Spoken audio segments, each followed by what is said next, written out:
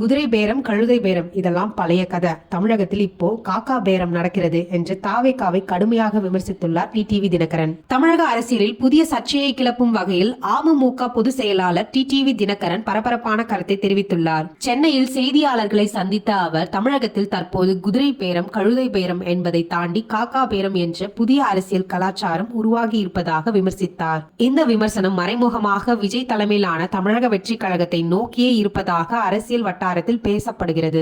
முக்கிய அரசியல் கட்சிகள் உள்ள சில நிர்வாகிகள் மற்றும் தொண்டர்கள் சுயலாபத்திற்காக புதிய கட்சிகளுக்கு செல்வதுதான் இந்த நிலைக்கு காரணம் என்று அவர் குற்றச்சாட்டினார். மேலும் அமமுகவின் அரசியல் நிலைப்பாடு குறித்து பேசிய டிடிவி தினகரன் தங்களது கட்சி தற்போது தேசிய ஜனநாயக கூட்டணியிலேயே தொடர்வதாகவும் எந்த சூழலிலும் அதிமுகவுக்கு ஆதரவாக இருப்போம் என்றும் தெரிவித்தார். சமீப காலமாக அதிமுக மற்றும் பிற கட்சிகளில் இருந்து பலர் தாவேகாவில் இணைந்து வரும் நிலையில் டிடிவி தினகரனின் இந்த கருத்து தமிழக அரசியலில் புதிய விமர்சனத்தை ஏற்படுத்தியுள்ளது. காக்கா பேரம் என்ற டிடிவி தினகரன் இந்த விமர்சனத்திற்கு தாவேகா தரப்பு என்ன பதில் சொல்ல போகிறது என்பதே தற்போது அரசியல் வட்டாரங்களின் பெரிய கேள்வியாக உள்ளது.